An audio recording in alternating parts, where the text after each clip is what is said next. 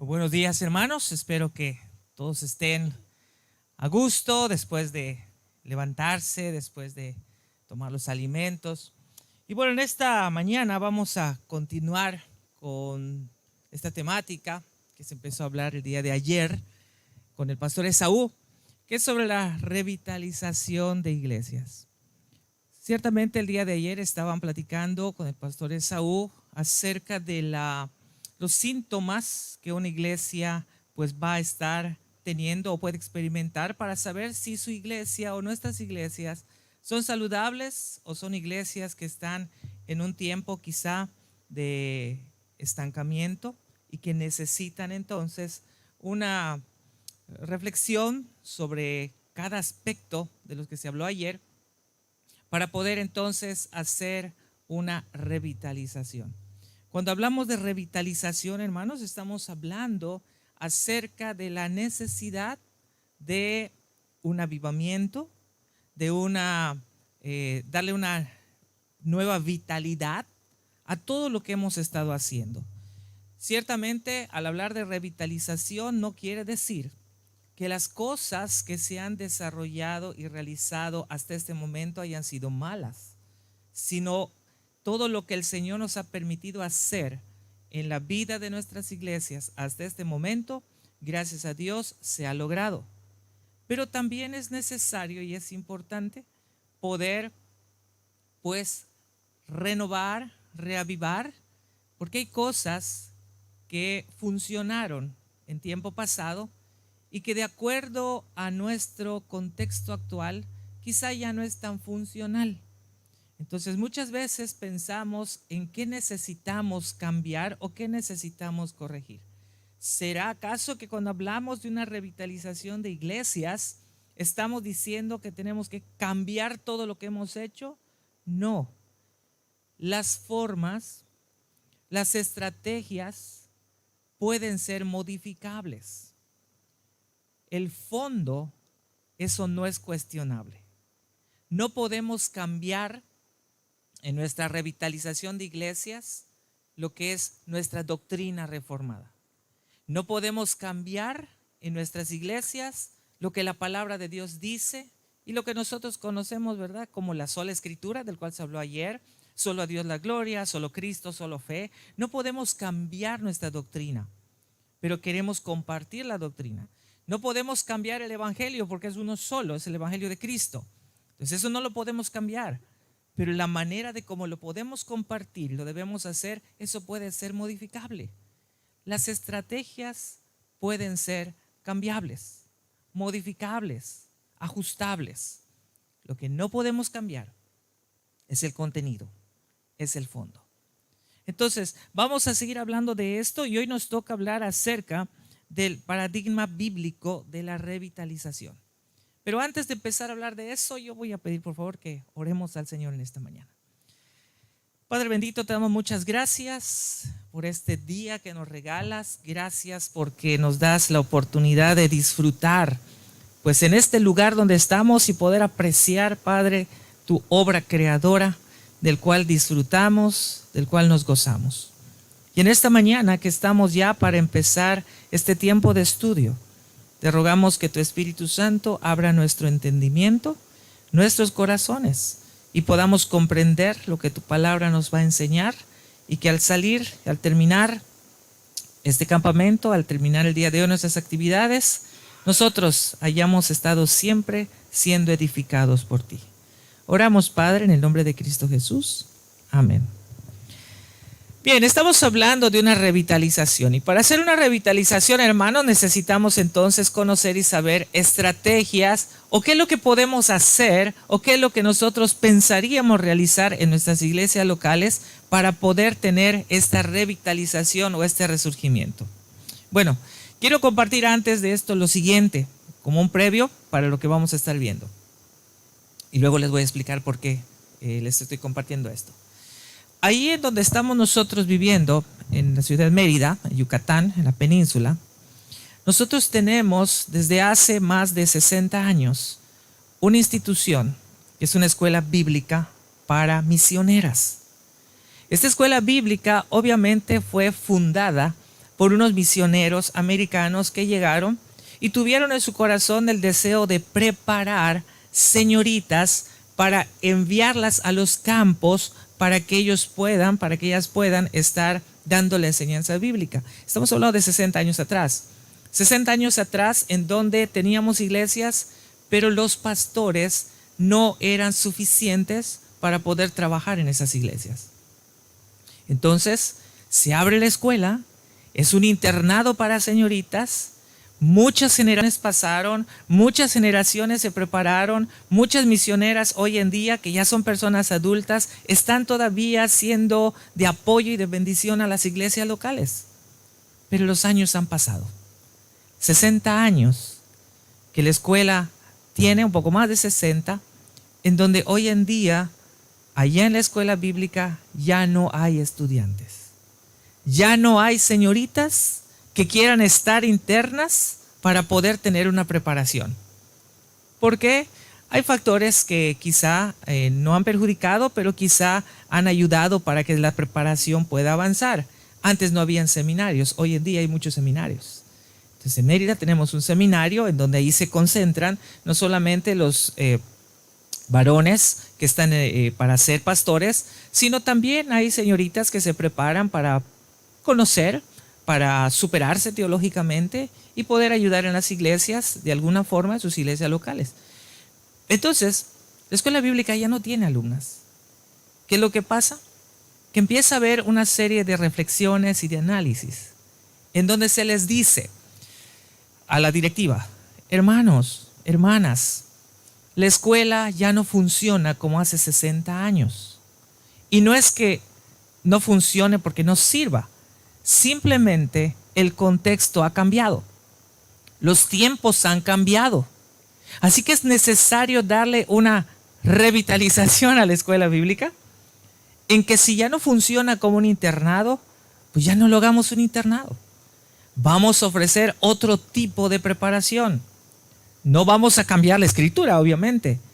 Pero como ya no es un internado, entonces podemos ofrecer talleres que sea abierto a todas las iglesias para que envíen a los hermanos que deseen dar clase de escuela dominical. Porque a veces tienen el deseo, conocen la escritura, pero les faltan las herramientas didácticas u otras cosas. El asunto es que se llevaron más de 8 años en insistir en que es necesario un reajuste, una revisión, ¿ok? Pero la directiva de la escuela bíblica durante esos 8 años dijo: no vamos a cambiar, porque el propósito con lo cual se fundó la escuela bíblica hace 60 años es para misioneras y así se va a quedar. ¿En qué terminó la historia? En que esta escuela bíblica el día de hoy ya se cerró. El día de hoy ya no funciona ni como escuela ni como nada. Se le entregó al presbiterio. Y el presbiterio, pues tiene el seminario, no va a abrir una escuela bíblica. Va a usar el edificio para otra cosa. ¿Okay? Entonces, ¿dónde quedó toda esa lucha? ¿Dónde quedó todo ese esfuerzo de hace 60 años? ¿Y todo por qué? Por no mirar lo que está pasando en el presente, sino querer conservar algo que en su momento fue bueno, funcionó, pero que ahora también puede funcionar de otra manera. ¿Qué quiero decir con esto? Lo que quiero decir con esto básicamente es cierto que nosotros tenemos un pasado. No podemos vivir del pasado, pero sí podemos recordar el pasado. A veces creo que hay una confusión en nuestra mente de que si decimos no al pasado, pensamos que el no significa olvidarme del pasado. Y no es así. Podemos recordar. Una cosa es recordar lo que se hizo en el pasado. Una cosa es celebrar lo que se hizo en el pasado y otra cosa muy diferente es seguir viviendo en el pasado. Porque los tiempos ya cambiaron. Entonces, si vamos en ese sentido, podemos pensar ahora. Queremos que nuestras iglesias sean avivadas, sean revitalizadas. La comisión es vigente y es para todos los tiempos. Mateo 28, id y hacer discípulos a todas las naciones. Queremos alcanzar más personas para Cristo. Ayer escuchábamos, y ciertamente es una verdad bíblica, usted y yo no convertimos a nadie, ¿verdad? La obra de conversión lo hace el Espíritu Santo. Nosotros solamente hacemos el llamado externo, que es la predicación de la palabra, la exposición del evangelio, el confrontar a las personas, en hacer ver su condición pecaminosa y en la necesidad de ser perdonadas y de un Salvador. Pero al final, la conversión o el hecho de ver a las personas venir a los pies de Cristo, eso no es algo que nosotros vamos a hacer. Nosotros solo debemos estar compartiendo el evangelio. Lo demás lo hace Dios a través del Espíritu Santo. Sin embargo, necesitamos pensar sobre las estrategias que quisiéramos usar, o qué estrategias cada uno de ustedes, hermanos, y inclusive están aquí también los jóvenes, que como dicen que los jóvenes son el futuro del mañana o son el futuro de la iglesia, pero en realidad creo que los jóvenes no son el futuro de la iglesia. Los jóvenes son el presente de la iglesia. Y si los jóvenes son el presente de la iglesia, ellos también tienen que estar involucrados dentro de la iglesia para poder entonces dar continuidad a lo que los adultos, ¿verdad? Pues ya estamos casi por dejar. Ellos tienen que dar continuidad al avance de la obra y al extendimiento de la obra. Entonces, si queremos alcanzar a más personas, si queremos que nuestra iglesia pueda seguir alimentándose para seguir extendiendo el reino de Dios sobre la tierra, entonces pensar qué estrategias, qué cosas debemos reajustar, en qué vamos a basar esos cambios que necesitamos hacer. Aquí hay dos conceptos muy importantes. ¿Qué necesitamos hacer para una revitalización? Enfocarnos en programas que sean de atracción para la iglesia, o enfocarnos en modelos bíblicos. Hoy en día ustedes conocen que hay demasiadas filosofías, demasiadas doctrinas que de alguna forma, pues varias de ellas han influido o están infiltrándose en la vida de nuestras iglesias. Hay programas de televisión como el canal de Enlace, en donde allá todo el día tienen una serie de personas que se paran, predican, oradores y todo. Sabemos que la mayoría de eso no es una teología reformada ni una buena teología. Pero ¿qué es lo que atrae a la gente? Programas. Eso no es un modelo bíblico, es un programa. Entonces, como es un programa, muchos líderes religiosos o muchos líderes eclesiásticos piensan que las iglesias deben crecer o deben extenderse primeramente o primariamente por la aplicación de éxitos o de exitosos principios comerciales. ¿Qué es lo que le agrada a la gente? Humo, show, luces, danza, brinca, saltas, todo, revuélcate en el piso, vomita, ¿no? Vómito santo, no sé cómo le llaman a eso. Pero no, eso es un show. A veces nos impresiona a nosotros ver cómo están hablando y alguien dice acércate, te soplo y te caes, ¿no? Que recibes al Espíritu Santo y te caes. La Biblia no dice eso. Es que para saber que tienes al Espíritu Santo tienes que brincar, tienes que gritar y tienes que revolcarte en el piso porque es el Espíritu Santo quien te está sacudiendo. ¿Dónde dice eso la Biblia? La Biblia dice que cuando el Espíritu Santo llegó en la vida de los apóstoles, en Hechos capítulo 2, empezaron a predicar y a compartir el Evangelio. No veo en la Escritura que Juan se esté revolcando en el piso, ni que Pedro esté gritando ahí, carcajeándose sin sentido. El Espíritu Santo tiene una función que tiene que hacer en nosotros. No es para que nosotros demos una evidencia para hacer como un show, sino el Espíritu Santo debe estar produciendo en nosotros un fruto. Y ese fruto está distribuido en varias virtudes. ¿De qué nos serviría hacer un gran movimiento impresionante, espectacular, como muchas iglesias quizá lo puedan tener, si en tu corazón no hay paz? si en tu corazón no hay amor, si no tienes dominio propio, si no tienes mansedumbre, o sea, de nada nos sirve. El apóstol Pablo lo dice de una forma más tranquila tal vez. Ahora permanecen, dice la primera carta a los Corintios 13, la fe, la esperanza y el amor. Los tres son importantes, pero el mayor de ellos es el amor. Y no por eso no debemos recordar también el primero y segundo gran mandamiento que Jesús enseñó. Amarás al Señor tu Dios con todo tu corazón, con toda tu mente, con toda tu alma, con todas tus fuerzas. Pero también, si amas a Dios, amarás a tu prójimo como a ti mismo. Y el amor al prójimo no es solo representar como un exitoso programa o principio comercial, como quieren hacer tal vez en las películas de Hollywood, cosas impresionantes, sino, si amas a tu prójimo, hay algo que tienes que darle: el Evangelio de Cristo, que es lo único realmente que Él puede tener como algo sumamente valioso. Pero tenemos que reflexionar, de acuerdo también a lo que estábamos hablando ayer con el pastor Esaú, ¿qué es lo que estamos haciendo hoy en día en la vida de nuestras iglesias?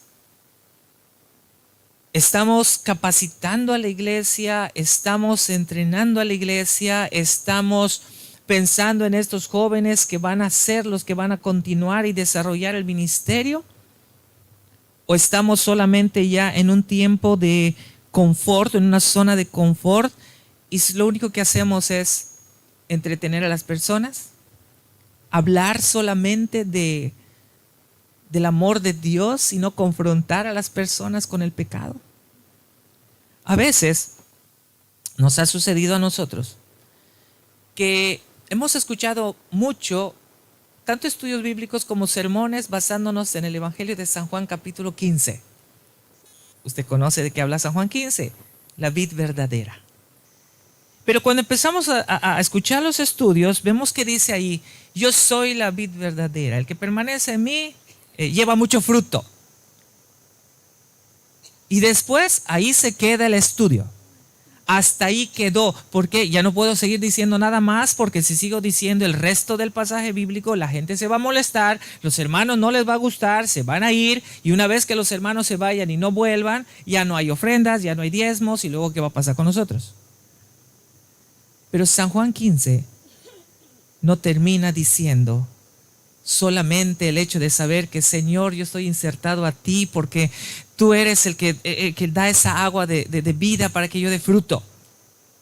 San Juan 15 termina diciendo: porque el que esté separado de mí y no lleva fruto, será cortado y será echado a las llamas. ¿Qué está diciendo? Que el que no lleva fruto no refleja que es un hijo de Dios, y el que no es hijo de Dios bíblicamente es hijo del diablo, y por lo tanto no lleva fruto, y en los tiempos finales va a ser cortado y va a ser echado al infierno. Eso es lo que está diciendo. Pero a veces no queremos tocar eso. No, pastor, no hables del infierno, porque luego van a empezar a sentir que están calientes y se van a ir. Porque van a empezar a sentir el calor, hasta el humo van a empezar a oler. Entonces, no hables de eso. Habla mejor del amor de Dios. Sí, hermanos, pero el amor de Dios no solamente es mostrarnos su gracia. No es solamente mostrar que Él murió en la cruz del Calvario. El amor de Dios también tiene que incluir las consecuencias de no aceptar y de no reconocer lo que Cristo hizo por el ser humano. Pero entonces, ¿cómo nosotros queremos revitalizar las iglesias? ¿Queremos un modelo al estilo Hollywood? ¿Queremos un modelo al estilo, no sé, los grandes conciertos, ¿no?, que se arman con grandes luces, pantallas gigantes, ¿no? ¿Cómo lo queremos hacer? ¿Cómo estamos pensando visualizar esto? Hay un caso bíblico importante. Una de las grandes iglesias crecientes en la antigüedad, sobre todo durante el tiempo del ministerio apostólico, fue la iglesia de Éfeso. Y la iglesia de Éfeso era una iglesia que podríamos pensar como un modelo de trabajo a seguir. En la iglesia de Éfeso podemos encontrar ahí que esta iglesia, aunque el apóstol Pablo la funda, pero el apóstol Pablo no trabajaba solo muchas veces. El apóstol Pablo también tenía discípulos, también tenía personas con quien compartía el ministerio y quienes también lo apoyaban para poder desarrollar la obra en los lugares donde él plantó o fundó una iglesia. En este caso es Éfeso. Y en Éfeso, quienes ayudaron al apóstol Pablo o quienes iniciaron la obra misionera en Éfeso fue una pareja, Priscila y Aquila. Entonces ellos introdujeron a Éfeso el evangelio. Después de que empezaron a desarrollar el ministerio, 3 años más o menos, llega el apóstol Pablo y entonces se establece en la iglesia. Y Éfeso era una iglesia creciente. Éfeso estaba con un modelo de trabajo donde el evangelismo, el discipulado o como querramos llamarle, estaba en constante movimiento. Era una iglesia que podemos decir que era influyente. Pero no solamente influía en las personas adultas, influía también en la vida de los jóvenes, en la vida de aquellos jóvenes de edad, por supuesto, que estaban con esa valentía de defender este evangelio que habían creído. Por eso cuando empezaron a venir situaciones y cuando empezaron a venir dificultades y cuando empezaban a venir las agresiones hacia la iglesia de Éfeso, fueron los mismos jóvenes de la iglesia quienes estuvieron al frente defendiendo por sobre todas las cosas, no a la iglesia, sino al dueño de la iglesia. ¿Okay? Entonces, ¿qué es lo que pasa con esto? Pasa que la iglesia tiene que darse a conocer. La iglesia tiene que mostrarse al mundo y tiene que mostrarse con la verdad bíblica, con la única verdad que nosotros tenemos y que conocemos. Por eso ayer estábamos platicando y decíamos que tenemos nosotros una herencia reformada, ¿okay? Y esta herencia reformada pues incluye todo lo que nosotros conocemos como lo que ya mencionamos, la sola escritura, solo Cristo, solo Dios. Entonces eso es lo que debemos mantener, eso es lo que debemos continuar. Pero si usted lee en el libro de los Hechos capítulo 19 del versículo 23 al 41, Hechos 19 del 23 al 41, usted lo puede leer con detenimiento y va a encontrar allí una situación que se estaba dando en donde los jóvenes de la iglesia, los jóvenes creyentes, estuvieron siendo de influencia para su cultura. Y aquí hay una palabrita que quizá usted también tiene que reflexionar. ¿De qué manera yo como hijo de Dios, de qué manera nuestra iglesia en la localidad donde se encuentre está siendo de influencia para este tiempo, para este mundo? ¿De qué manera está siendo de influencia para mi entorno? ¿De qué manera está siendo de influencia para la cultura donde vivo?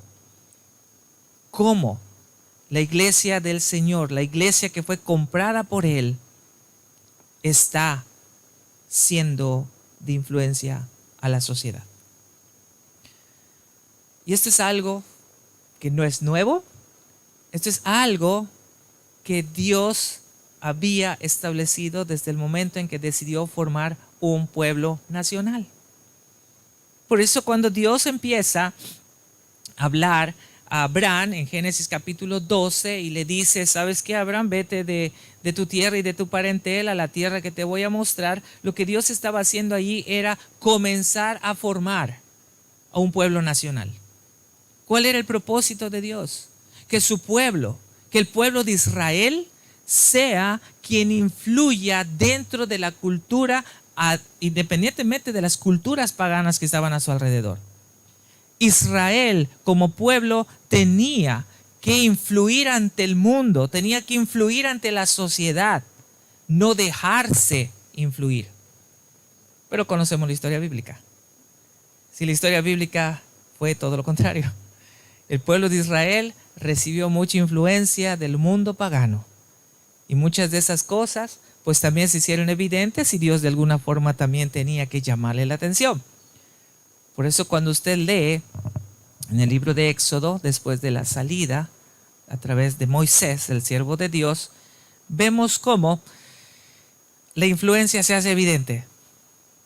¿Por qué razón el sacerdote del pueblo, al ver que Moisés no bajaba del monte, en lugar de seguir dirigiendo al pueblo, cedió a las presiones del pueblo y pidió que traigan todos los oros o los metales preciosos para fundirlos y hacer un dios que era el becerro de oro?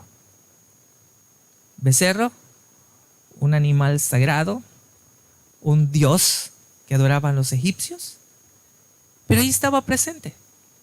Y allí lo hicieron por el pueblo de Dios. Entonces, ¿qué muestra eso? Muestra que muchas veces todo lo que Dios había obrado en el pueblo, con tanta facilidad el pueblo se olvidaba y dejaba la influencia que tuvieron en Egipto durante muchos años, ahora se hacía presente. Pero el propósito de Dios no era ese. El propósito de Dios es que su pueblo sea de influencia a la sociedad. Por eso, cuando vemos en Éfeso y cuando vemos que esta iglesia creciente, cuando estaba el apóstol Pablo presente, o cuando estaba el apóstol Pablo trabajando y dirigiendo la iglesia y dando las enseñanzas, esto estaba sumamente vigente, creciente, y no había problema. Pero una vez que el apóstol Pablo se va, empiezan a venir los problemas. Empiezan a surgir falsos maestros. Empiezan a surgir nuevas ideologías. Empiezan a surgir líderes que, llevados por su ego, comenzaron a actuar dentro de la iglesia de una forma inadecuada, y eso traía conflicto a la iglesia, ello traía sufrimiento a la iglesia, ¿sí? Estaban haciendo un daño a la iglesia por malas enseñanzas, por una mala dirección, porque querían hacer lo que ellos pensaban que debían hacer, descuidando obviamente lo que habían aprendido. Y por eso entonces leemos, después de Hechos, llegamos al libro de Apocalipsis. Y en el libro de Apocalipsis dice que el Señor manda un mensaje, cartas a las 7 iglesias. Y a la primera que le manda su cartita es a esta iglesia de Éfeso. ¿Y qué dice Dios de Éfeso? Dios actúa a veces de una forma tan impresionante que no nos dice las cosas muchas veces de manera directa. Primero te da palabras de elogio, te da palabras que te van a agradar escuchar, ya después te da el regaño. Okay. Ya después te da la exhortación. Pero en Apocalipsis, cuando leemos las cartas a las iglesias, empezando obviamente con Éfeso, dice: ¿sabes qué, Éfeso? Me agrada tu trabajo. Me agrada el tipo de iglesia que eres. Me agrada esto que estás haciendo. ¿Sabes qué? Porque yo estoy muy contento contigo por tus buenas obras. Bueno, ¿a quién no le gusta recibir un halago? ¿A quién no le gusta recibir un elogio? Oye, ¿sabes qué? Eres impresionante, ¿no? Me encanta lo que haces. Eres una persona que de verdad haces buenas cosas y me gusta lo que haces. Ay, tú te sientes soñado, ¿no? Pero luego Dios le sigue diciendo: reconozco tu trabajo duro. Reconozco lo que haces, que son buenas obras, pero reconozco también que eso te ha llevado a muchos esfuerzos. Reconozco que has trabajado fuerte, que has trabajado duro, pero hay algo también que me impresiona de ti, iglesia de Éfeso, que eres paciente. Y a veces la paciencia no es una virtud que podamos tener todos. A veces somos impacientes. No sé si pasa aquí, ¿ok? Pero con nosotros pasa mucho. ¿Quiénes son los que van a comprar al supermercado allí donde vivimos en Mérida?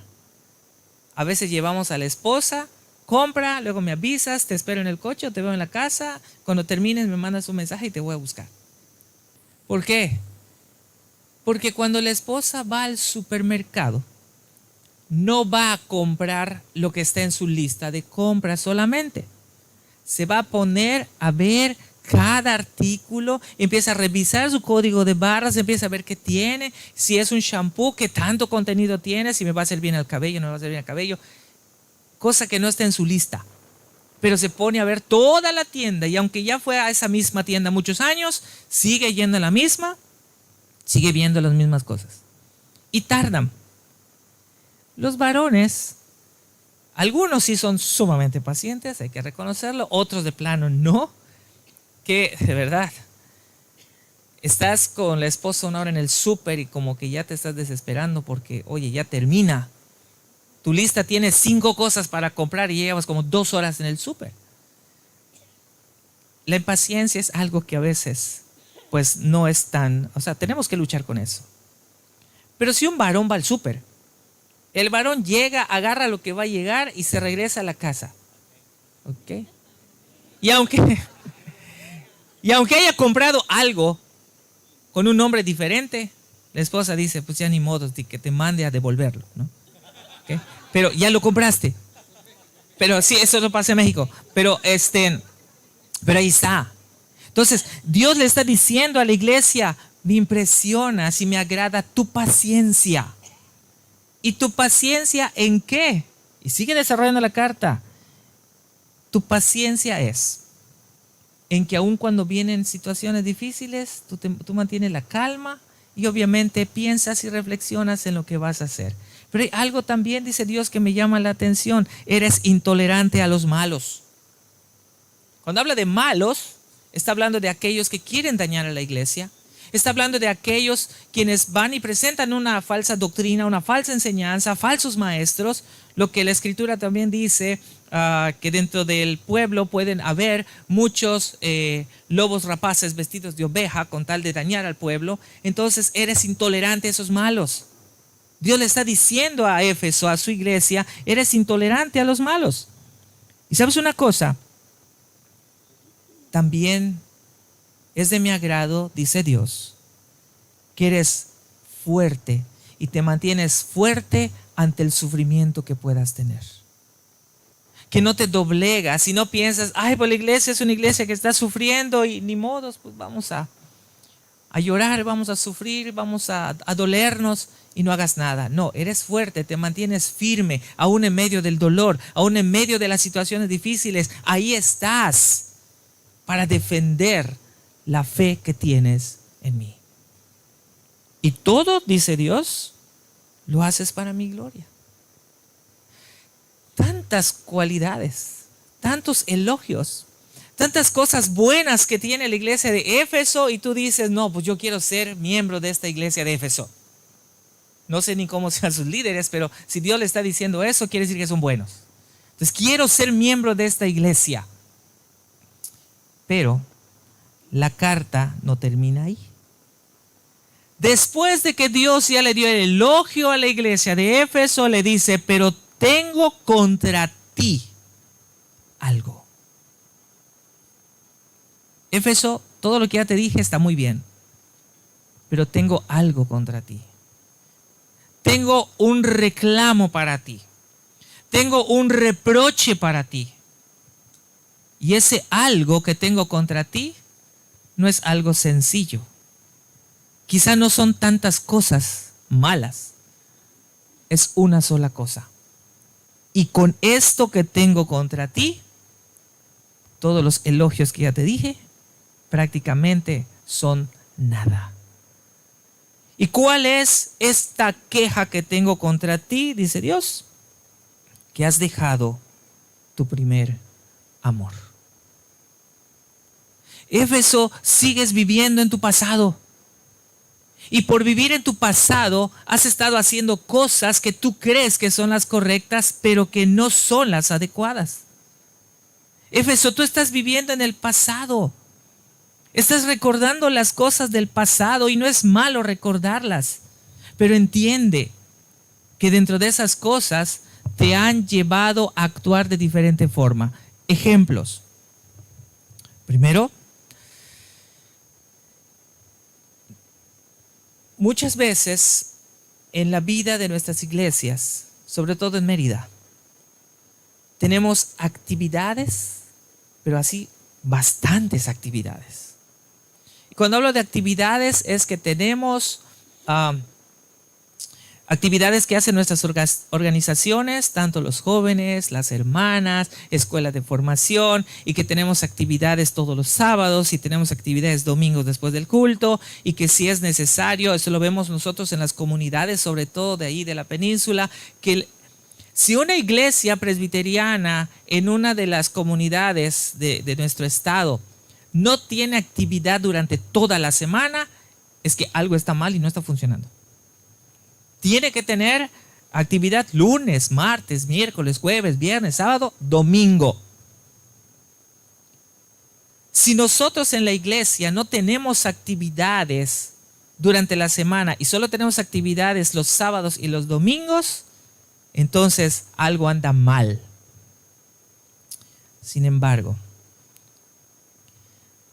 al hacer eso, estamos cayendo también en un activismo religioso. ¿Por qué? Porque estamos concentrados más en las actividades que el que debe recibir la gloria por las actividades. Si usted va en un día de planeación de actividades, usted se va a dar cuenta que la discusión y el centro de atención es cómo vamos a hacer la actividad, cuánta gente vamos a tener, cómo va a salir, qué pasa si sale mal, qué tanto equipo vamos a necesitar, cuánto vamos a invertir. Y todo se concentra en que la actividad salga bien. Que los que van a asistir puedan ver una actividad excelente, no perfecta porque no podemos hacer las cosas perfectas, pero excelente sí. Entonces queremos que la actividad salga excelente. Pero al final tú dices, ok, la actividad salió excelente. ¿Y cuál es el resultado? ¿En qué nos concentramos? En que lo que está siendo visible sea lo más relevante. Entonces te olvidaste el propósito de lo que tú ibas a hacer. Te olvidaste que la actividad solamente era un medio para alcanzar a otras personas para Cristo. Y lo que menos hiciste fue dar a conocer a Cristo. Te preocupaste más en todo lo externo que realmente en lo central. Entonces muchas veces podemos caer en hacer esos cambios de darle la gloria a otras cosas más que a Dios, de poder estar siendo más relevantes en una actividad que en mostrar realmente al que es el motivo de nuestra actividad. Entonces, ¿qué es lo que está diciendo Dios a la iglesia de Éfeso? Mira, el verdadero cristianismo no consiste solamente en recordar el amor del pasado, sino en mantener ese mismo amor ardiente por Cristo en el presente. Las cosas del pasado fueron buenas. Ahora, en nuestro presente, ¿qué podemos tener? ¿Qué podemos recordar? ¿Qué podemos celebrar que nos mueva y nos motive para seguir adelante? Ayer me llamó la atención algo, no la caminada al río que nos hizo el hermano, ¿verdad? Sino algo que él también nos mostró, es que ahí en el comedor hay unas 4, ¿no?, placas donde hay 4 misioneros, entiendo que son los misioneros, que son los que fundaron los pastores o que son los que hicieron una obra, creo que en esta parte, ¿no?, en esta región. No es malo. No es malo recordar el principio. No es malo recordar los esfuerzos que se hicieron para que hoy disfrutemos de lo que tenemos. Pero si usted ve cada una de estas placas y ve a cada uno de estos hermanos, pastores, misioneros, que dieron su trabajo, que dieron su esfuerzo, quizá dieron su economía también, eso nos debe de ayudar a nosotros, no solamente para que sea solo un recuerdo, sino debe servir también como un aliento para nosotros, una motivación para nosotros para decir, si ellos pudieron hacerlo en su tiempo, ¿qué me mostraron en ese tiempo que puedo aplicar hoy? Si ellos tuvieron el esfuerzo, la valentía para hacerlo, bueno, nuestros tiempos también se prestan para eso. ¿qué es lo que esto me ayuda para seguir adelante? ¿Qué es lo que yo puedo reconocer de la labor de los que hicieron y los que estuvieron en el pasado, que puedo recordar que eso me sirva a mí hoy para seguir adelante? Algo, ahora sí, más presente. Creo que ayer escuchamos, no sé cuántos jóvenes hay aquí en el campamento, como 50, 53. Ahí abajo, 47. Ok, 47. Ok, 47 jóvenes tenemos en el campamento. Los hermanos adultos que están con nosotros sí han estado pensando, ¿cuál es el ejemplo que estos jóvenes pueden ver en nosotros para continuar el avance de la iglesia? ¿Cuáles son las cosas que nosotros les estamos mostrando, enseñando, que ellos pueden tomar para que ellos continúen con el liderazgo de la iglesia? A veces una de las cosas que afecta en el asunto de la revitalización de iglesias es que pensamos muchas veces, es que aquí soy el rey, soy eterno. Y cuando no hay una capacitación a alguien, cuando se va este que cree que es el rey eterno, las cosas ya no pueden continuar como antes porque no van a saber qué hacer. El apóstol Pablo siempre trabajaba con uno más, con un discípulo. Jesús, cuando mandaba a sus discípulos a hacer la obra, los mandaba de 2 en 2. ¿Y por qué es importante el discipulado? Porque el discipulado es alguien que tú tienes, es un aprendiz, eso quiere decir discipulado. Es alguien que te sigue, es alguien que te ve a ti como un ejemplo, es alguien que aprende de la labor que estás haciendo y de esa pasión que tienes por Cristo. Es un aprendiz. Entonces, tu discípulo tiene que seguir tus pasos. Por eso usted recuerda cuando dice el apóstol Pablo, sed imitadores de mí como yo de Cristo. Pero él no está diciendo imíteme a mí porque soy el máximo de los apóstoles. Él no está poniéndose con ese ego diciendo yo soy mejor que Pedro, yo soy mejor que Juan. Sabes que Mateo, pues te quedaste rezagado, no sé cuál sea tu trabajo ahora, pero yo soy lo máximo. No, Pablo nunca dijo eso. Cuando Pablo dice sed imitadores de mí, él estaba refiriéndose a esa pasión que tenía por el evangelio. Que a él no le importaba estar en la cárcel, que a él no le importaba recibir latigazos en un momento determinado, a él no le importaba ir y naufragar, a él no le importaba eso. La pasión del apóstol Pablo es que las personas conozcan a Cristo, el mismo Cristo que lo encontró un día camino a Damasco y cambió su vida por completo. Pablo fundaba iglesias y cada vez que él llegaba confrontaba a la gente, pero tenía estrategias. Pablo no hablaba igual cuando estaba en un grupo con judíos que cuando estaba con gentiles. Y uno de los ejemplos claros que nosotros podemos tener aquí es paseando, ¿verdad?, por la ciudad. Él va observando y va viendo que en esa ciudad tenían un montón de altares. Altares de todos los dioses, de todos los colores, de todos los sabores, de todo. Pero le llama la atención que hay allá una base, un altar que dice al Dios no conocido. Dice Pablo, ahí se les fue a estos chavos porque desde que pusieron esto, ahora me van a escuchar.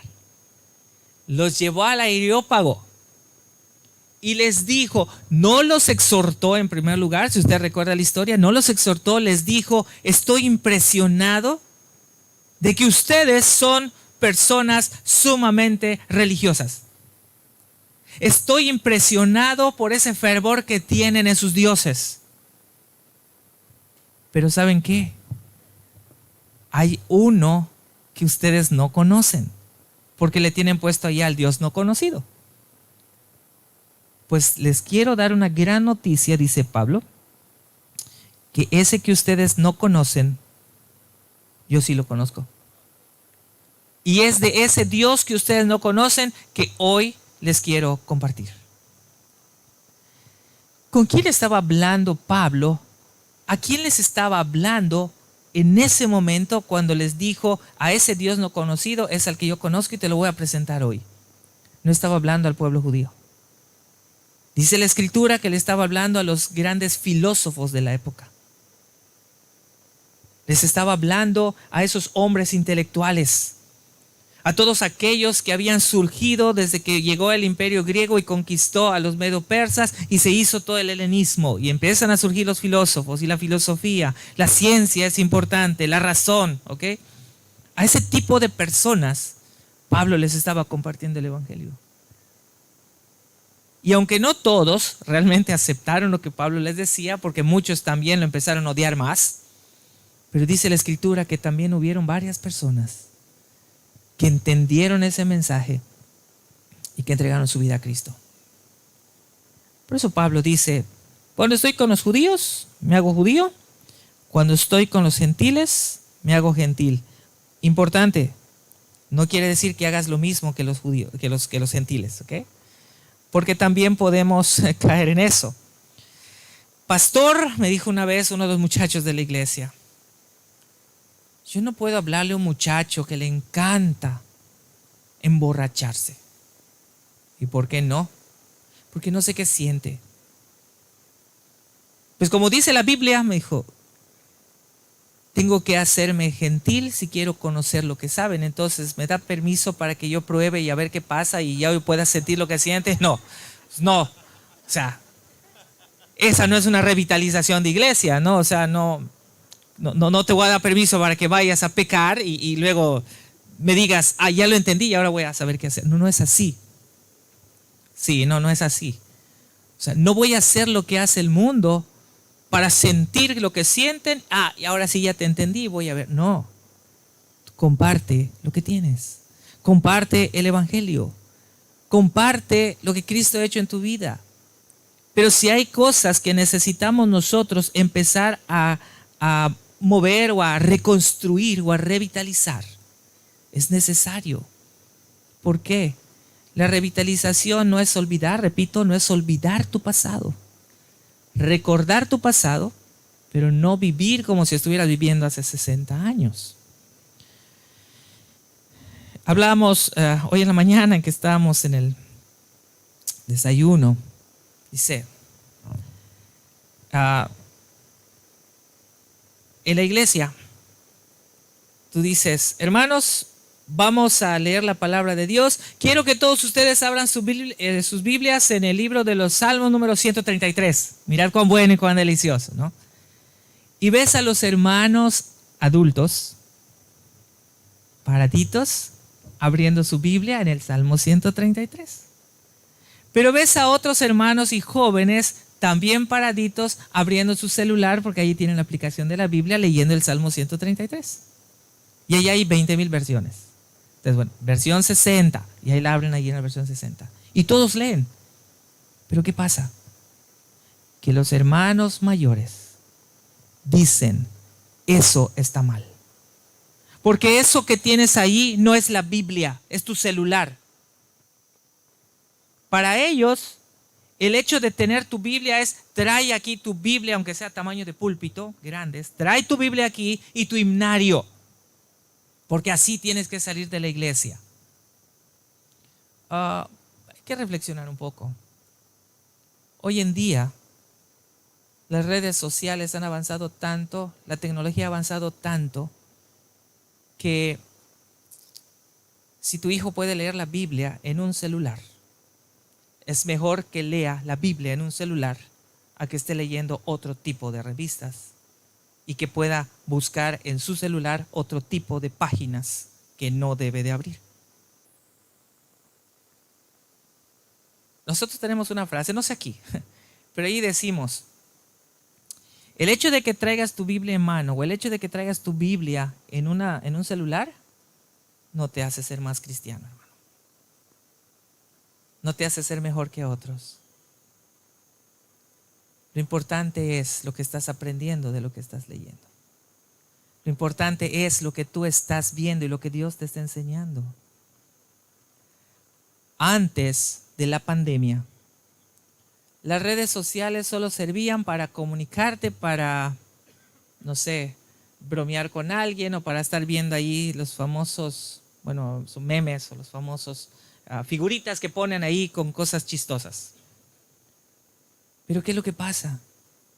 Dios permite que venga una pandemia a nivel mundial. Y dentro de esa pandemia, los gobiernos del mundo cerraron comercios, menos hospitales y otros, pero en la mayoría cerraron comercios. Con nosotros se cerró todo por 3 meses. Y cuando digo todo es iglesias, y dentro de la calendarización de nuestro gobierno en el Estado es que la iglesia era considerada como el último o la última ola de la pandemia. ¿Qué quiere decir esto? Que cuando se vayan empezando a abrir los negocios, la iglesia va a ser lo último que probablemente se abra, no que estaba seguro que se iba a abrir. Entonces, ¿qué es lo que sucede? Cerraron nuestras iglesias, los templos.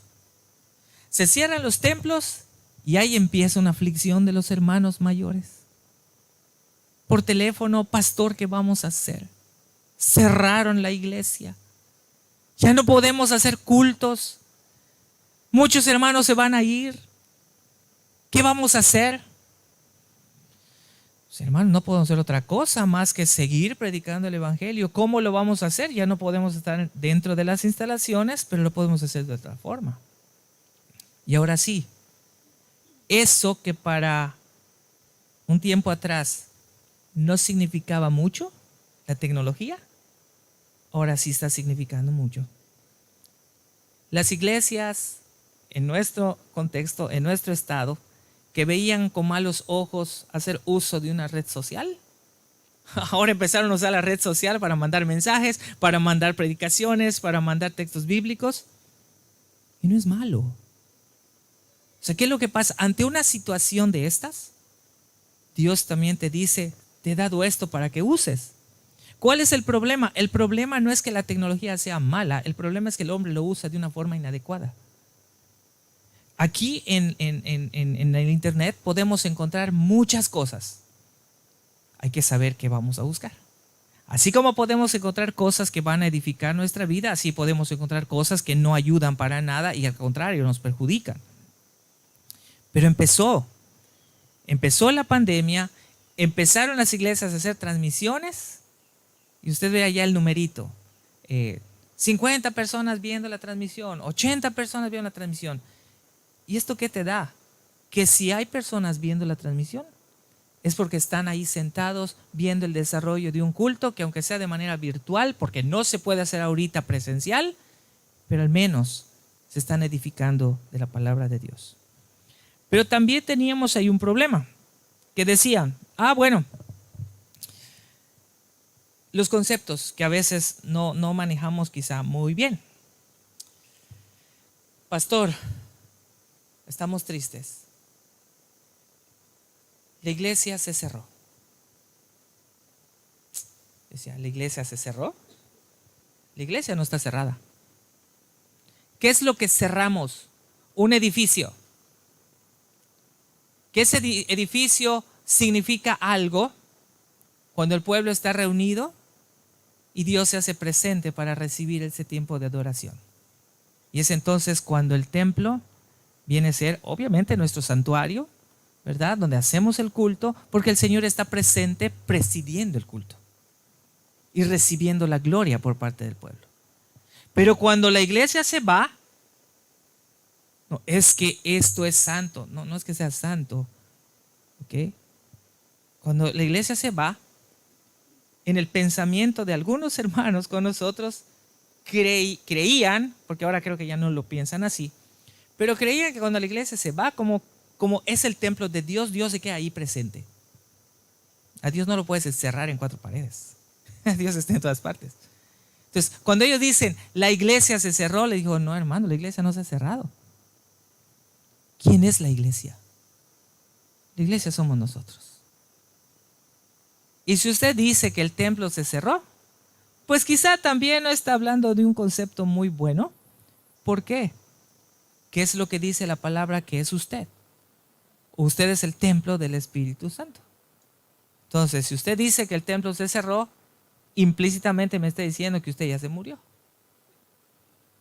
Porque ya no hay nada más que hacer. No, la iglesia no está cerrada. La iglesia somos nosotros y la iglesia tiene que seguir caminando y la iglesia tiene que seguir estando viva, la iglesia tiene que seguir adelante. Pero para que esto sea posible hay que recordar también, nuevamente, lo que Dios le está diciendo y le está mandando en mensaje a través de una carta a la iglesia de Éfeso en Apocalipsis 2, 4 y 5. Has dejado tu primer amor. Por tanto, dice el Señor, recuerda de dónde has caído. Si lo contextualizamos en nuestros tiempos, podemos decir, recuerda qué es lo que no has estado haciendo bien. Recuerda qué es lo que has cambiado y que no está funcionando. Recuerda las cosas del pasado que te pueden ayudar ahora para el presente. Quizá hay algo que podemos rescatar del pasado, readaptarlo a nuestro tiempo presente y darle una nueva forma, mas no un nuevo fondo. La forma puede ser cambiable, el fondo o el contenido no, porque el contenido pues es la palabra de Dios. Y por eso dice, arrepiéntete y haz las primeras obras. En la Nueva Versión Internacional, este texto dice, arrepiéntete y vuelve a practicar las obras que hacías al principio. Entonces, ya para ir terminando, ¿qué es lo que el Señor nos llama a hacer en este tiempo de revitalización de iglesias? ¿O qué incluye esta revitalización de iglesias? Bueno, esta revitalización de iglesias incluye, en primer lugar, recordar el pasado. Segundo, arrepentirse de los errores que se haya cometido. Y tercero, regresar a tu primer amor y hacer las primeras cosas que se hacían para la gloria de Dios. O sea, regresa a lo básico. Regresa a lo que es importante. Regresa a lo que Dios dice que tenemos que hacer. No vamos a rediseñar a la iglesia. O sea, no es, esto no sirve y vamos a hacer algo nuevo. No estamos hablando de eso. Lo que estamos diciendo es seguir manteniendo la iglesia, pero ahora retomando nuestras primeras obras, recordando el ministerio al cual el Señor nos ha llamado y poder buscar las formas y las maneras de poder llevar a cabo ese mensaje, de poder proclamar ese mensaje que trae salvación a otras personas. No sé, aparte de los ministerios que tiene la iglesia, ¿qué otros ministerios adicionales usted puede tener? Bueno, yo no sé si ha pensado en algún momento dado, ¿qué harían nuestras iglesias? Pues aquí hay varias iglesias representadas, ¿no? Iglesias presbiterianas, todas funcionan quizá con la misma doctrina, pero probablemente hay pues un sistema de trabajo un poquito diferente entre cada una. Pero yo no sé si nuestras iglesias locales aquí representadas tienen en mente lo que harían, por ejemplo, que esté en un día de culto y que dentro del día de culto la misma iglesia vea que en la puerta se acerca y entra dos mujeres maquilladas de diferentes colores, con una minifalda muy brillosa.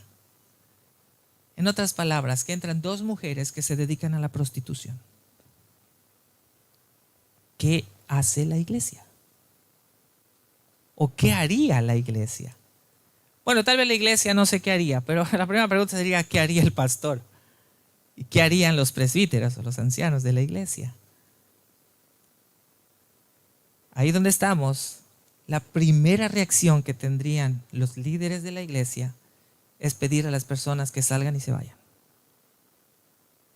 Pero lo que vimos ayer en la noche en el sermón, toda persona que entra a la iglesia, independientemente de la vida pecaminosa que esté llevando, si entró es porque Dios las trajo.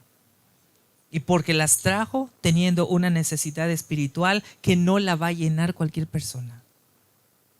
Y la iglesia debe estar también preparada para darle atención a este tipo de personas. Tenemos quizá en la vida de la iglesia muchas madres solteras.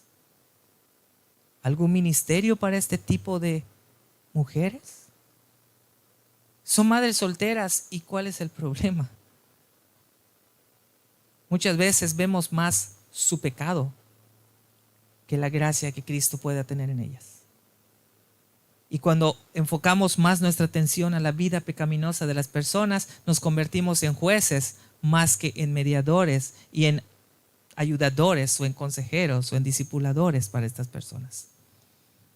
Y eso hace también que la iglesia decaiga.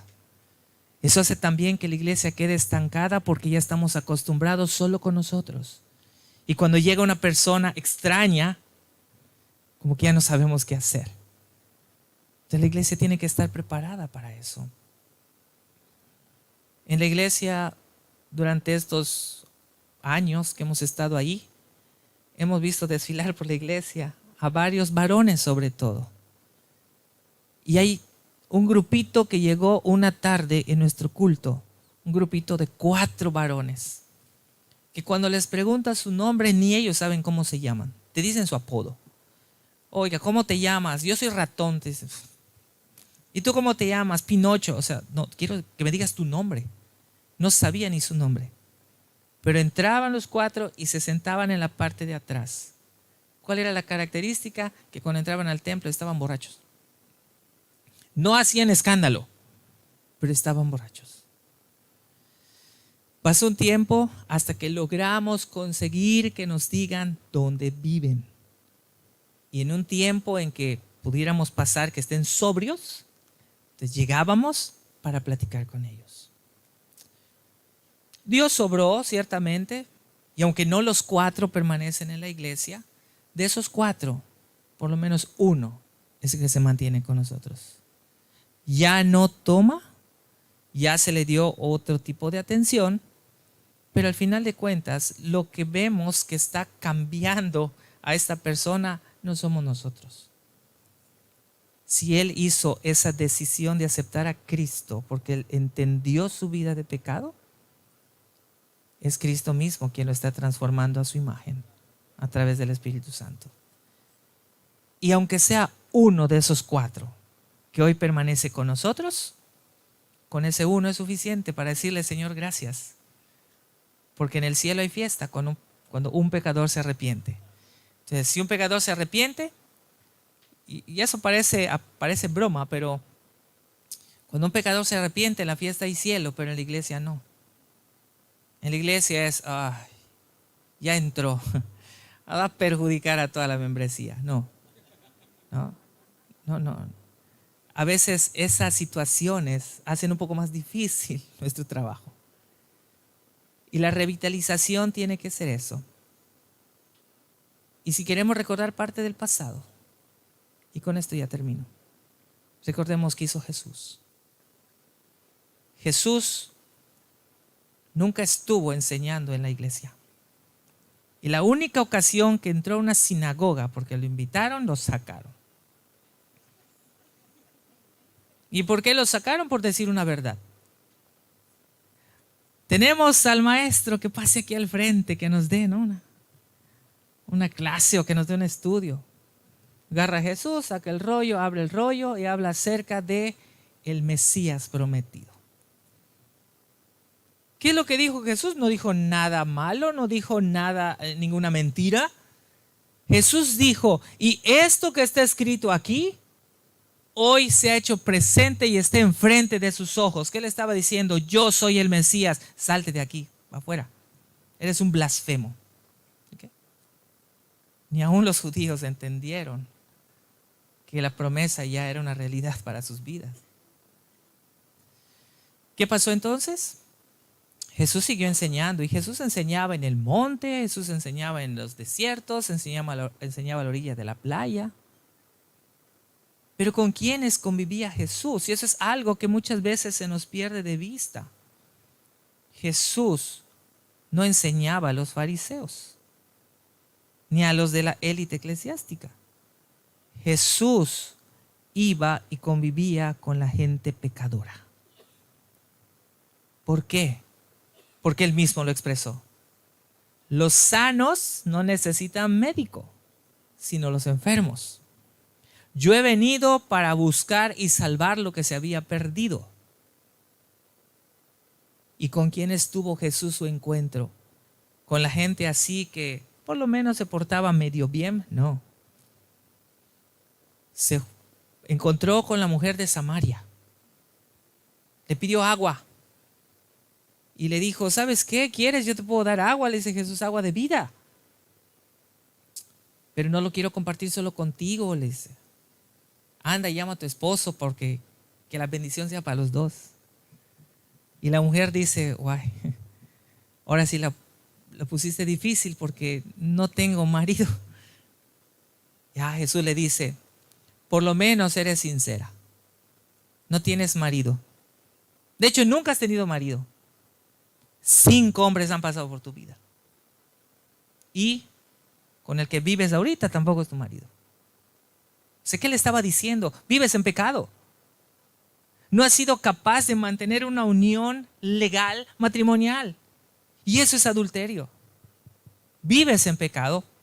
Porque esos hombres con que has convivido, muy probablemente tenían familias, pero como tú vives de esa manera, pues obviamente les es más fácil juntarse contigo. Pero no te preocupes, dice Jesús. Yo puedo perdonar cualquier pecado que sea, menos uno, que rechaces a mi Hijo Jesucristo. Entonces, y vemos lo que trae como consecuencia eso. Que la mujer de Samaria fue y habló a los samaritanos. Y como los judíos no podían ver a los samaritanos, los mismos samaritanos le dijeron, Jesús, ¿sabes qué? Queremos que te quedes con nosotros. Y Jesús se quedó con ellos. Y la misma escritura nos dice que muchos samaritanos aceptaron a Cristo como su Salvador. Zaqueo, un cobrador de impuestos, ladrón, no lo podían ver ni en pintura, como decimos nosotros. Pero ¿qué le dijo Jesús? ¿Sabes qué, hijito, bájate de allá? Porque aunque tú no lo tenías contemplado, le dijo, yo me estoy yendo a tu casa. No me has invitado, pero yo voy a ir y me vas a dar de comer porque voy a hablar contigo. Zaqueo no se negó. Al contrario, se bajó rápido del árbol y se fue a su casa. No dice la Biblia de qué hablaron, pero el resultado sí nos muestra de un cambio de vida de Zaqueo. Voy a devolver todo lo que he robado. Y si aparte de devolverlo alguien me dice que todavía le debo, yo se lo voy a devolver 4 veces más. Esa es la manera de cómo Jesús actuaba. Y a veces eso se nos olvida. Nosotros a veces actuamos, muchas veces, como esos hombres que acusaban a la mujer adúltera. Le encontramos en pecado y tiene que recibir el castigo porque así lo manda la ley, que muera a pedradas, porque es una adúltera. Muchas veces me has preguntado, ¿por qué quería matarla a pedradas a ella? Si ella cometió adulterio, no lo hizo sola. ¿Por qué no llevaron al hombre y los mataron a los dos, no? Así que la estaban señalando. ¿Y qué es lo que Jesús dijo? Sencillo. El que esté libre de pecado, que arroje la piedra más grande, le doy permiso para que la mate. Pues todos somos pecadores. Y todos necesitamos de la gracia de Cristo. Cuando Jesús le dijo, levanta tu cabeza, levantó su cabeza la mujer, quizá penada. ¿Dónde están los que te condenan? No hay ninguno. Entonces dijo Jesús, ni yo te condeno. Vete y no peques más. Todo esto son los principios que Jesús nos muestra de cómo debemos trabajar en la vida de la iglesia. No estoy diciendo que sea malo nuestras actividades eclesiásticas. Las actividades eclesiásticas son buenas y nos deben ayudar para alcanzar nuestro propósito.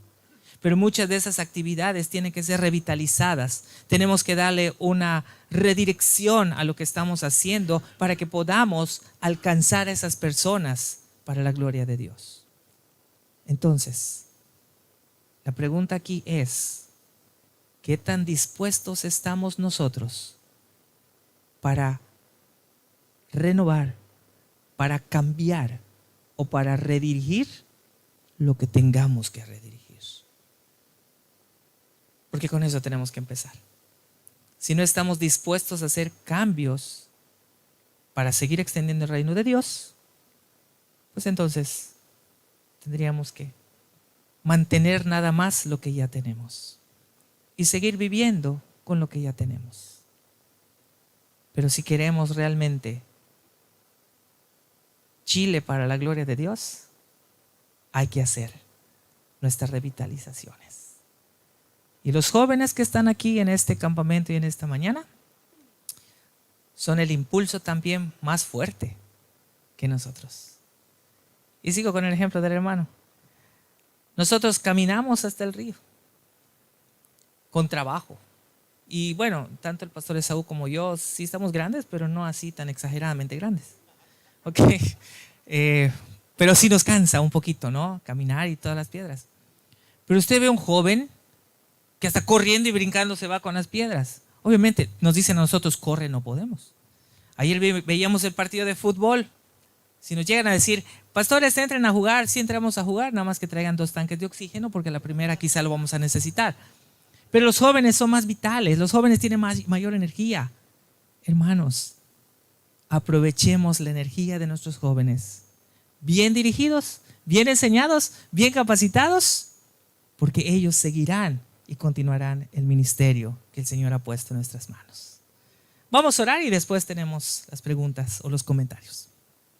Padre bendito, te damos gracias en esta mañana por este tiempo de enseñanza, por este tiempo de aprendizaje. Permite, Padre, que podamos recordar las cosas que por tu gracia, por tu amor le has dado a cada una de nuestras iglesias desde tiempos anteriores, desde tiempos pasados.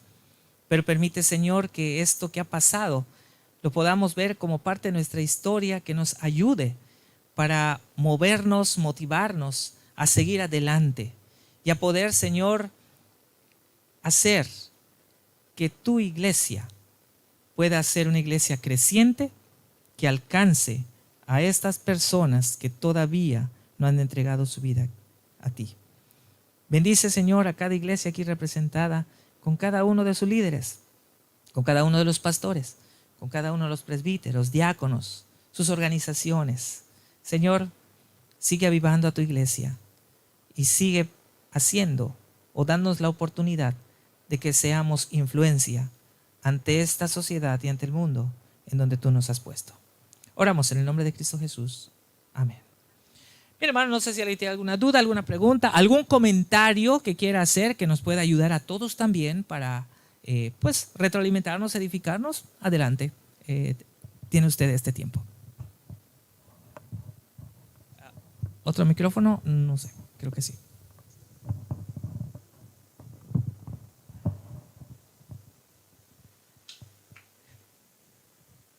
Bueno, dejo este tiempo. Si no hay, adelante, hermanita. No sé si hay un micrófono para...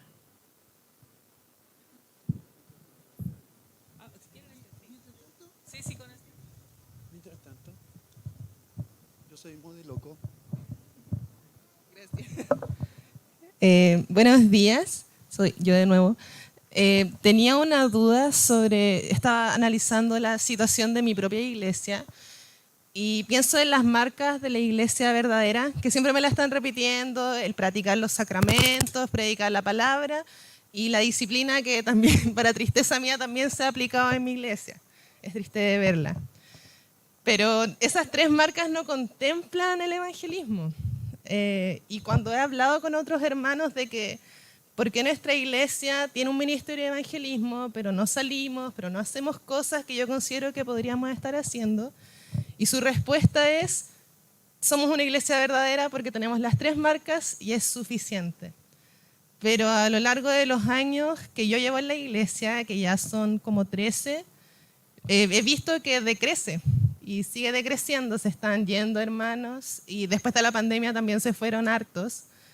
Entonces, mi pregunta va a cómo vemos este concepto de, ya tenemos las marcas de la iglesia verdadera, pero ¿de qué nos sirve ser la iglesia verdadera si de aquí a cierta cantidad de años quizás ya no seamos iglesia? Okay. Bueno, hay que entender, cuando decimos que tenemos las marcas de una iglesia verdadera, básicamente las marcas lo único que nos muestran que estamos nosotros viviendo como iglesia en una doctrina correcta, en una sana doctrina, con una herencia reformada. Pero el hecho de que nosotros como iglesia tengamos esas marcas no es una excusa para no cumplir con lo que la palabra de Dios dice. Una cosa es reconocer que estamos en la iglesia que el Señor fundó y que el Señor compró, y otra cosa es que podamos cumplir con nuestra responsabilidad que nos toca como iglesia. Vamos a tocar, no sé qué día nos toque, acerca de la visión y la misión de la iglesia. Y a veces podemos como iglesias tener una visión, cada iglesia puede tener su visión, cada iglesia puede tener su misión. Cuando yo llegué a la iglesia donde estoy ahora, yo pregunté, ¿la iglesia tiene visión? Sí. Me dan una visión casi del tamaño del credo de Calcedonia. No, eso no me lo voy a aprender. Y esa es una visión. Y si es tan extensa la visión, ¿cuándo la vas a lograr?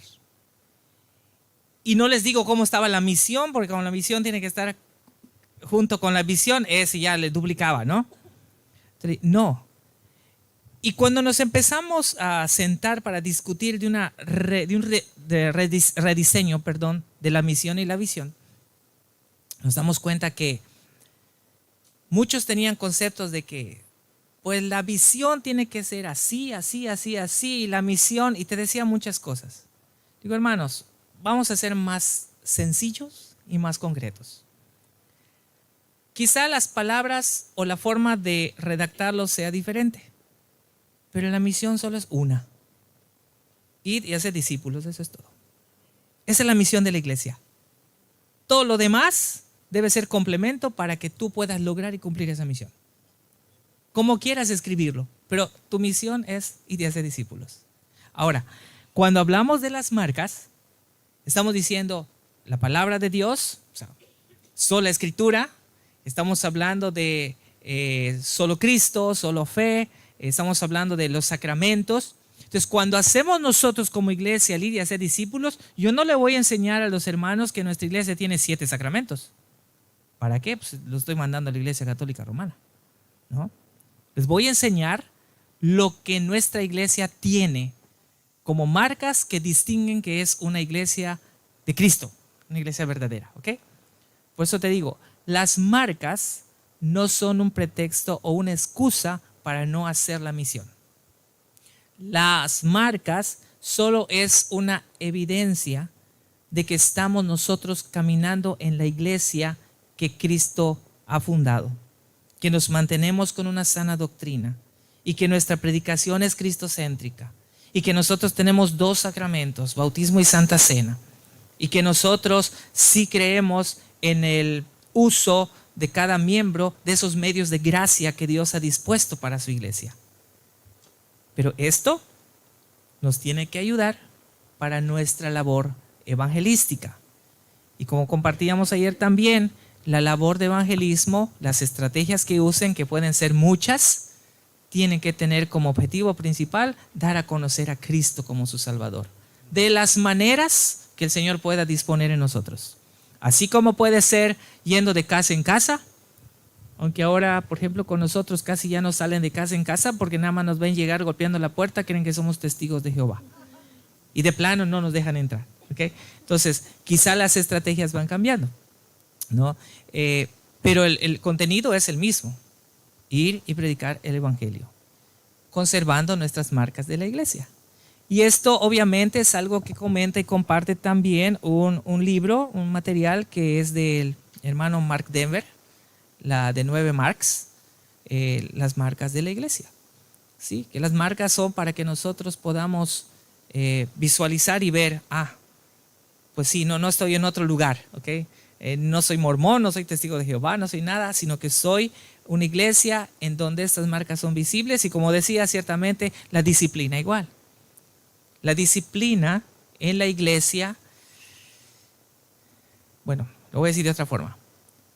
Muchas veces, por la manera de cómo se aplica la disciplina en la iglesia, hace que la gente se vaya. ¿Por qué?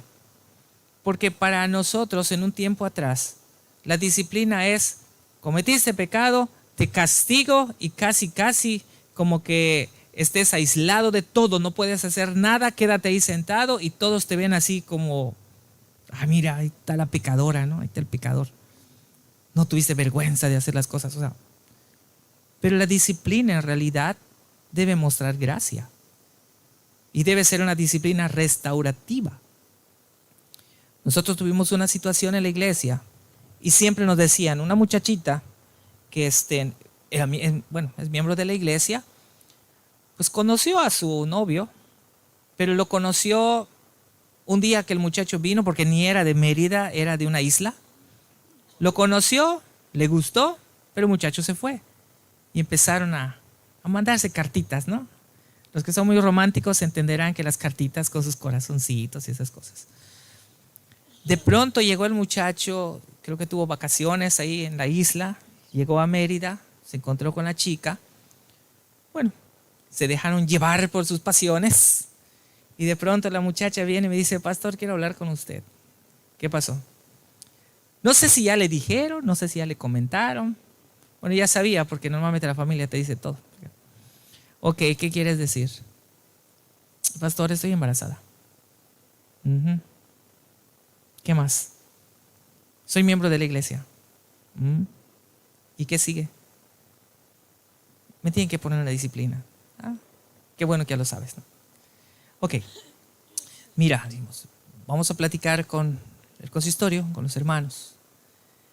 Aunque necesitas una disciplina, sí te vamos a poner en disciplina, porque al final de cuentas, cuando un cristiano comete pecado, en primer lugar ha ofendido a Dios. Y tienes que reivindicar el nombre de Cristo a través también de tu arrepentimiento. Entonces, lo primero que quiero saber es si estás arrepentida de lo que hiciste. Las consecuencias las tienes que llevar, esto no se puede cambiar. O sea, si tú estás arrepentida de lo que hiciste y estás embarazada, no te voy a decir aborta. ¿Okay? No es así. Entonces, ¿estás arrepentida de tu pecado? Sí. Okay. Oramos con ella. Dijimos, te vamos a dar un tiempo de disciplina. Pero la disciplina no es que vas a dejar de venir a la iglesia, porque a veces pasaba eso en nuestro contexto. Estoy bajo disciplina. ¿Cuánto tiempo, consistorio, me puedo bajo disciplina? Bueno, mi disciplina son de 2 años, correcto, y me voy de la iglesia. Después de los 2 años regresa con su carta. Hoy termina mi disciplina, quiero que me restituyan. ¿Cómo sabes que esos 2 años no estuvo viviendo en pecado? Entonces aquí el asunto es diferente. Ok, vas a estar en disciplina, queremos que asistas a la iglesia, pero como eres una chica, no voy a mandarte un varón a tu casa para darte consejería. Vamos a hablar con una hermana madura espiritualmente que se va a poner de acuerdo contigo. Tú le vas a decir qué día de la semana por 1 hora vas a estar disponible y durante 1 año vas a recibir consejería bíblica. Y hasta el día de hoy, la muchacha permanece con nosotros. Bautizamos a su hija. Ya su hija ya hasta corre, ¿no? Pero la bautizamos en la iglesia después de la disciplina, ciertamente. Pero no dejamos que se vaya la gente, sino recibe una consejería. Porque la disciplina, aunque es un castigo, también tiene que mostrar la gracia para la persona. Y eso no lo hacen en todas las iglesias. Eso lo debe hacer la iglesia realmente de Cristo. Entonces, ¿es una marca de la iglesia? Sí. ¿Qué pasaría si no disciplinamos a nadie? Cada quien va a hacer un montón de cosas y viva México, ¿no? O sea, no puede ser las cosas así. Entonces, ¿es una marca que nos debe distinguir? Sí. ¿Pero por qué nos debe distinguir? Por la manera de aplicar la disciplina. No porque demos disciplina a todo mundo, sino por la forma de cómo lo vamos a aplicar. Y la gente que realmente comete pecado y se arrepiente y todo, y que tiene una disciplina, entiende que es Cristo quien le está dando de su gracia y muestra el arrepentimiento. ¿Sí? Pero eso, repito, no tiene ningún impedimento, o no debe ser un impedimento para decir no voy a evangelizar, porque el evangelismo es la misión que Jesús nos dijo que hagamos. Entonces, si no hacemos evangelismo, pues estamos siendo desobedientes al mandato que nos dio. Entonces, ¿cómo puedo decir, Señor, te estoy obedeciendo? Ajá, y no se evangelizó a nadie. Cuando llegues al cielo y te diga, a ver, ¿a cuántos le hablaste de Cristo? No, es que en la iglesia me dijeron que eso no se hace. No, no sé qué va a decir Jesús cuando lleguemos al cielo, ¿no? No sé qué tanto nos vaya a decir, pero no, yo creo que el evangelismo es... Si podemos usar esto para entenderlo mejor, el evangelismo debe ser el estilo de vida de la iglesia. ¿Okay? No sé si respondí a tu pregunta. Gracias. Allá atrás hay una hermana, allá atrásito.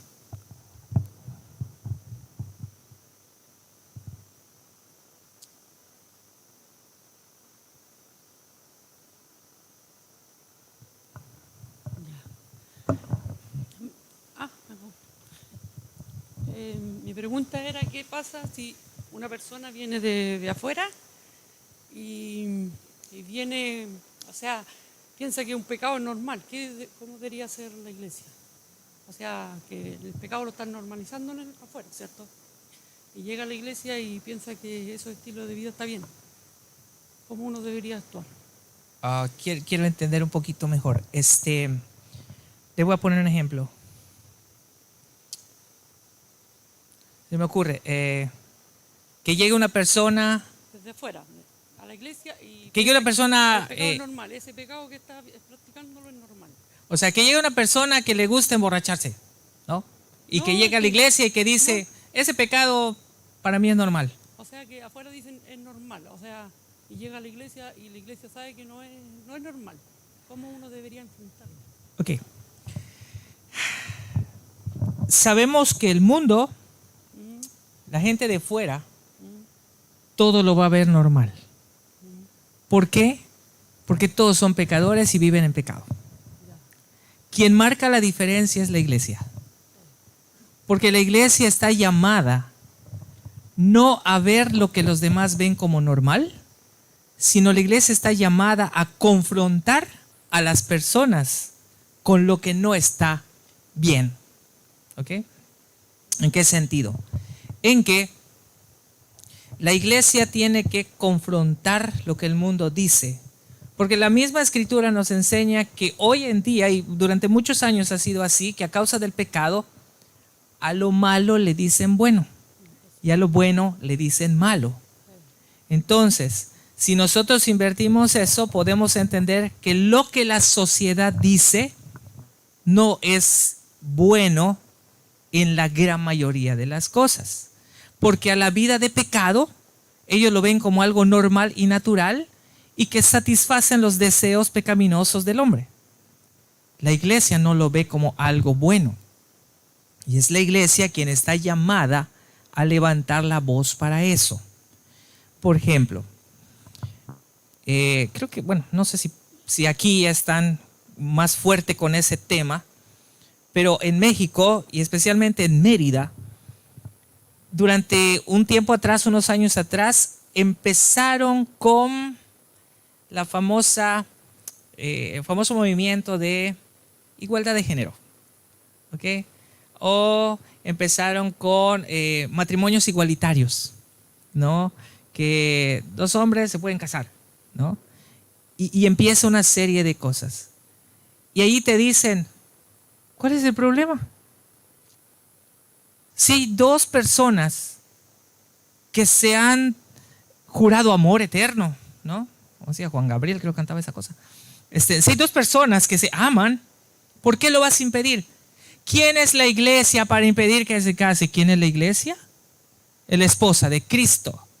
Y la esposa de Cristo se guía por la palabra de Cristo, por la palabra de Dios inspirada, y Dios dice cuál es el diseño que la humanidad debe tener para vivir. Y el diseño original es, Dios formó del polvo de la tierra a un hombre llamado Adán. Y formó de una costilla de este hombre a una mujer llamada Eva. La escritura no dice que Dios formó algo intermedio. ¿Okay? Dios no dice que formó a Adán y a Dana, ¿no? Bueno, Dana sí, no, Adana, ¿ok? Pero Dios diseñó cómo debe vivir el hombre. ¿Qué es lo que ha hecho la sociedad? está tergiversando, está cambiando las cosas que Dios hizo, como dice desde Génesis capítulo 1, ¿verdad? Bueno en gran manera. El mismo hombre a causa del pecado los está tergiversando, está haciendo todo lo contrario. Entonces, por eso Dios, en su gran soberanía, en su gran sabiduría y en el amor que tiene, formó y fundó a su iglesia, para que la iglesia sea quien marque la diferencia y la iglesia sea quien levante la voz para decir: esto es lo que Dios dice y no es lo que el mundo cree que es correcto.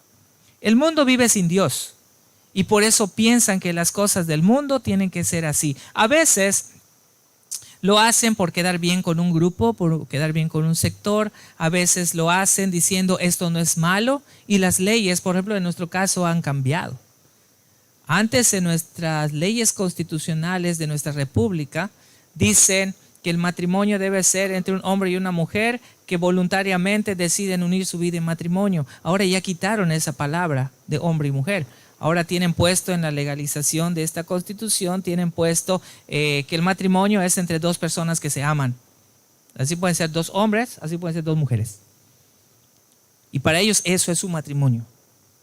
Pero ¿qué sigue después? Que ya no se conforman con eso.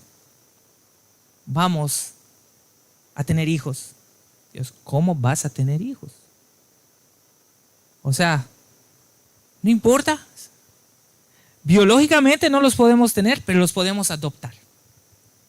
Ahí está este cuate, ¿cómo se llama este cantante? Ricky Martin, que tiene sus 2 hijos, 4 hijos, no sé cuántos hijos tiene, pero se casó con otro hombre. Hasta lo último que supe que están peleados y se están divorciando. Entonces no les funcionó. ¿Okay? Entonces, ¿a qué voy? A que la sociedad te puede decir esto es normal. Pero quien dice qué es bueno y qué es malo es la palabra de Dios, y que esta palabra de Dios debe impactar en nuestra vida, y nosotros como hijos de Dios, quien ya tenemos su imagen restaurada en nosotros, sí sabemos qué es lo que Dios dice. Y no podemos, y eso es lo que le estaba diciendo al principio, el contenido, el fondo, no lo podemos cambiar. Yo no puedo ajustar lo que dice la palabra de Dios con lo que quiere escuchar el mundo. No se puede. La palabra de Dios es palabra de Dios, verdad absoluta, y esto es lo que permanece. Así no le guste al mundo, esto es lo que Dios ha dicho en su palabra. ¿Y quién sabe esto? Nosotros. ¿Y quiénes tienen que confrontar al mundo con el pecado? Nosotros. ¿Y quién tiene que ser un agente de cambio para el mundo? La iglesia militante que está en todas partes del mundo. ¿Okay? Como dice exactamente, luz y sal. Sal porque la iglesia tiene que poner sabor a la vida de la gente. Y luz, pues obviamente tienes que llevarle la luz del evangelio a toda criatura. No sé si le contesté la pregunta, hermana. Gracias. Sí, perdón, hermana. ¿Tiene un micrófono para la hermana? Ustedes me dicen, hermano, porque no sé. Sí. La última, ok. Bien cortito. Mire, voy a usar el mismo ejemplo que puso usted, pastor, de que si entraba 2 personas, ¿cierto?, que eran prostitutas, lo más probable que en nuestra iglesia algunos los recibamos, otros los echemos porque vienen a podrir nuestra iglesia, ¿cierto? Pero muchas veces lo recibamos, no lo trabajamos. Pero yo quiero ir a nuestra propia iglesia adentro, como usted le decía de la iglesia de Éfeso y de otras iglesias. Nosotros tenemos prostitutas espirituales, también podemos tener prostitutas físicas, que tenemos ladrones, tenemos mentirosos, tenemos muchos pecadores, pero muchas veces nosotros no nos vamos a complicar, porque ¿para qué decir si está bien? Si es hija, hijo, hermano, tío de nuestra más querida hermana, de nuestro más querido hermano, de que pues ocupa el puesto. ¿Para qué nos vamos a complicar si este hermano, si es hijo de tal presbítero, de tal persona, y hay tradiciones? Es que si el hermano se va, la hermana se va, es menos diezmos, nos vamos a complicar, se va a ir toda la iglesia. Entonces nosotros hemos estado así y desgraciadamente no decimos lo que el pecado es pecado. Y otras veces somos muy punitivos, pero este hermano pecó, esta hermana pecó, o se acostó con alguien fuera del matrimonio, 2 años castigado, pero que no quiero que vuelva, porque yo no quiero que vuelva. Yo soy el pastor, yo soy el presbítero, yo soy la iglesia, yo soy la hermana que doy el diezmo más alto, el hermano que doy el diezmo más alto. No quiero que vuelva, pero he trabajado con ese hermano, he trabajado con esa hermana. Somos todos pecadores. La iglesia es el hospital de los pecadores, pero nosotros, como líderes o nuestros líderes, debemos de sacarnos la venda de los ojos y trabajar. Tenemos pastores cobardes, presbíteros cobardes, diáconos cobardes, y yo, como miembro de la iglesia, también cobarde, porque no hago nada ni digo nada. No tengo que gritar, enojarme, pero sí tengo que hacer un trabajo. Y en eso me incluyo. ¿Qué podemos hacer? Porque estos temas están buenísimos en el papel. Pero yo quiero que al irme de aquí no quede en un papel, en un link, en algo y decir, oye, el pastor estuvo tremendo. Quiero yo primeramente cambiar y pedirle también a mi iglesia en oración que cambie. Porque esto me ha tocado profundamente para ver la realidad de mi iglesia, de mi vida, de mi entorno y de mi campamento, que también es mi iglesia. Okay. Bien, Gracias. hermana, gracias. Es una realidad que no solo pasa aquí, yo creo que pasa en la mayoría de las iglesias. ¿Qué podemos compartir al respecto? Bueno, 2 cosas. Esto que comenta usted, hermana, tiene que ver mucho con esta revitalización de iglesias. En redirigir cómo desde la cabeza de la iglesia, en este caso el cuerpo de liderazgo y todo lo demás, cómo redirigir para, si no cambiar, mejorar nuestras acciones para cuando surjan ciertas situaciones. Jesús enseñó y dijo, antes que mires la paja en el ojo de tu hermano, saca la gran viga que tienes en el tuyo. O sea, ¿qué está diciendo? No te pongas en lugar de juez. Así seas el pastor, así seas el presbítero, así seas quien seas, no te olvides que también eres pecador y que tú también necesitas de la gracia y del perdón de Cristo. No estoy diciendo que pases por alto el pecado. Lo que estoy diciendo es que antes de señalar o antes de ser juez, mires a las personas que han cometido pecado con los ojos de Cristo, con la misma misericordia. No estoy diciendo tampoco que no los disciplines, sino la disciplina va a venir con el entendimiento de la misericordia y el amor que tienes con la persona. Eso es lo primero. Lo segundo, a veces, un ejemplo rápido, porque el tiempo ya no está ganando. El ejemplo rápido, por ejemplo, estaba yo pasando, caminando por el mercado y de pronto vi a la hermana. Esta hermana que dirige las alabanzas, y la vi abrazada de una persona que no es su esposo. ¿Qué es lo que hacemos? Llamada al consistorio. ¿Saben qué? Vi a la hermana colgada de su cuello, ¿no? Del hermano, ya casi lo estaba ahorcando. Bueno, no sé si era hermano, pero bueno, era de otro hombre que no era su esposo. ¿Qué hace el consistorio? Se reúne, llaman a la hermana, la condenan y disciplina. A ver, Ese no es el principio bíblico. El principio bíblico de Mateo 18 es: si ves que tu hermano o tu hermana está cometiendo pecado, ve tú, acércate y habla personalmente con la persona. Si te hiciere caso, se arrepiente, has ganado a tu hermano y no pasó nada. ¿Okay? No tiene por qué saberlo el mundo. ¿Okay? Si ya hablaste con la persona y ves que no te hizo caso, ¿qué dice el principio bíblico que marca Jesús? Llama a otra persona como testigo, vas y hablas. Ya de plano, si ni así te hizo caso, entonces ve y dilo a la iglesia. En este caso, entonces no te hizo caso, entonces ahora sí pásalo al consistorio y que el consistorio tome las cartas al asunto. Eso es un principio de consejería, eso es un principio bíblico. Que muchas de las problemáticas que tenemos en la iglesia es porque no seguimos los principios bíblicos. Brincamos sobre los principios bíblicos. Y a veces, en lugar de resolver los conflictos, los empeoramos. Luego, ¿quiénes terminan como los culpables? Pues el pastor. ¿Qué es lo que pasa? Fuera. Vamos a buscar a otro, ¿no? Y buscan a otro, ¿no? Pero a veces pasamos los principios bíblicos, brincamos sobre ellos. Entonces yo creo que la palabra de Dios tiene los principios que si los usamos y los aplicamos correctamente, pueden ayudarnos a no tener tantas dificultades. Pero creo que eso es algo importante.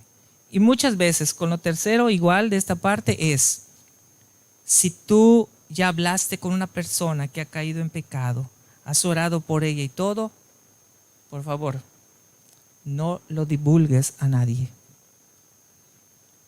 Un problema que tenemos, que estamos tratando de que esto no suceda. Y lo tienen como excusa, aunque ellos lo ven normal. Tenemos una organización en la iglesia que se llama Sociedad Femenil, en nuestra iglesia. Voy a hablar de mi iglesia, no sé, aquí creo que no pasa eso, pero ahí sí. Dice, estamos en una reunión y se para una hermana. Hermanas, quiero que oremos por la hermana tal. Porque pobre de la hermana, tiene problemas en su matrimonio. ¿Qué tienen que saber las demás hermanas que tienen problemas en su matrimonio? Si es algo que la hermana te confió para que tú ores, tú solita ora por ella. Pero es que, pastor, se lo tengo que decir a las hermanas para que juntas en oración. Este es un pretexto. Lo que quisiste hacer es divulgar su problema de la hermana. ¿Ok? Y eso es chisme. ¿Ok? Entonces, eso no se debe de hacer. Muchas veces somos nosotros que tratamos de hacer algo bueno. Vamos todos a orar por la hermana que tiene problemas en su matrimonio. ¿Por qué? Porque su esposo la trata mal. ¿Qué tienen que saber? Si los demás hermanos no saben que la trata mal, o sea, no tienen por qué saberlo. Simplemente dobla tus rodillas, ora por la hermana porque ella te lo pidió y que Dios obre. Porque si se lo dices a las hermanas se lo van a decir a sus esposos. Y si dentro de los esposos de la hermana hay ancianos de la iglesia o presbíteros o parte del consistorio, ya van a decir, pastor, tenemos que ir a visitar al esposo de la hermana. ¿Y luego qué? Vas a meter más conflictos en la vida de una familia que posiblemente su situación no sea tan grave, pero por una mala aplicación ya tú lo vas a empeorar. ¿Sí? Entonces, por eso los principios bíblicos marcados son importantes, y si Jesús lo dijo es para que lo usemos, lo apliquemos correctamente. No es para brincar los principios que nos pueden acarrear un poquito más de complicaciones. Eso es lo que puedo compartir. Bien, hermanos, creo que eso es todo. Dejo el lugar, no sé, al hermano, ahí estuvo, para que nos diga qué sigue. Gracias, hermanos, que Dios les bendiga.